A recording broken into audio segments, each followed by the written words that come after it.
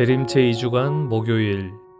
오늘 복음 말씀은 마태오복음 11장 11절에서부터 15절까지의 말씀입니다.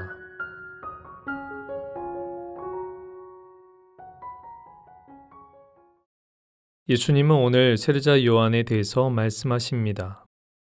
마태오복음 11장을 보면 먼저 감옥에 있던 요한이 자기 제자들을 예수님께 보내어 오실 분이 선생님이십니까?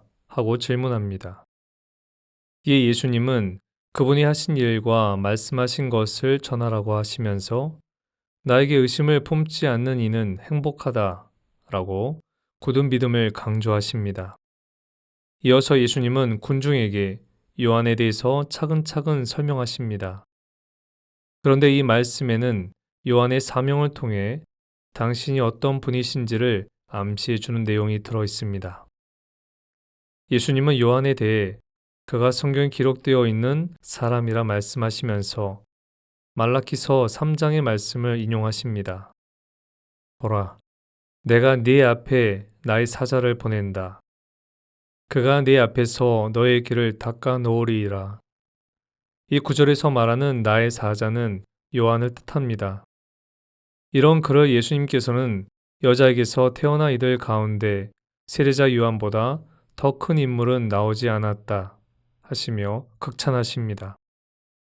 요한을 이렇게 말씀하신 이유는 요한의 사명이 매우 중대했기 때문입니다. 그의 사명은 바로 메시아, 곧 예수님께서 오시는 길을 준비하는 것이었습니다.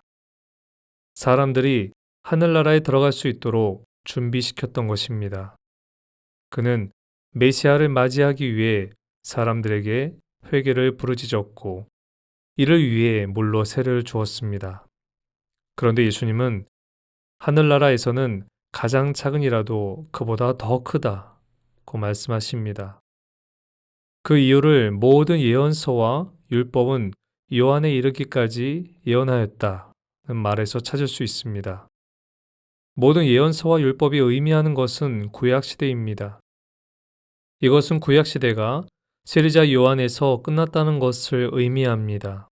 그리고 이제 예수님으로부터 신약시대가 시작됩니다.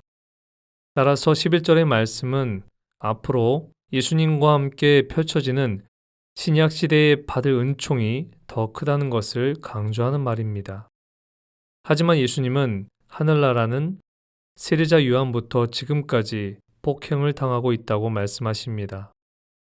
하늘나라를 빼앗으려 폭력을 쓰는 자들이 존재한다는 말씀입니다. 누가 그러했을까요?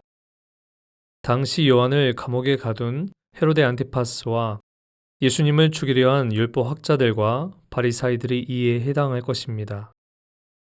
그들은 하늘나라를 무력으로 제압하려 하겠지만 하늘나라는 오로지 예수님만 차지하실 수 있습니다. 예수님은 결론으로 세례자 요한의 사명을 받아들이는 사람에게는 그가 오기로 되어 있는 엘리야라고 말씀하십니다. 말라기서 3장을 보면 엘리야에 대해 이런 말을 합니다. 보라, 주님의 크고 두려운 날이 오기 전에 내가 너희에게 엘리야 예언자를 보내리이라. 당시 유다인들은 엘리야가 다시 와서 메시아를 준비할 것이라 생각하고 그를 기다렸습니다. 그래서 예수님의 이 말씀을 요한의 사명이 구약에 예언된 엘리야의 사명과 같음으로 이해할 수 있습니다.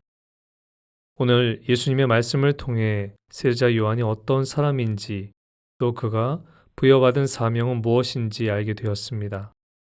그런데 가장 중요한 것은 세례자 요한의 사명을 통해 예수님이 그가 그토록 준비해온 메시아, 곧 그리스도라는 사실을 받아들이는 것입니다.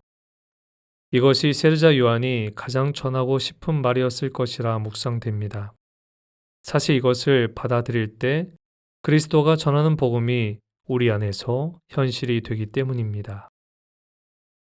세례자 요한의 사명에서 보듯 예수님을 구원자로 받아들이는 것은 하늘나라의 기쁨을 받아들이는 것과 같습니다.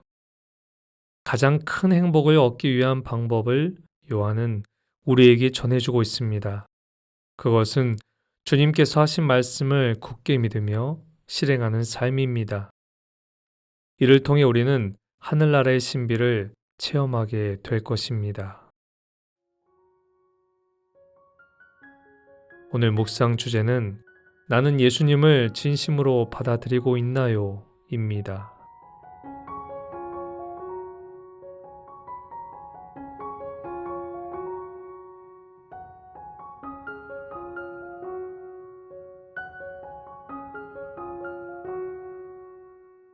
기도합시다.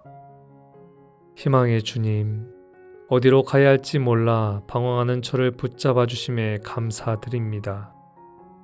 무엇이 진리인지 헤매며 당신을 저의 구원자로 굳게 믿지 못할 때도 당신은 저를 놓지 않으셨습니다.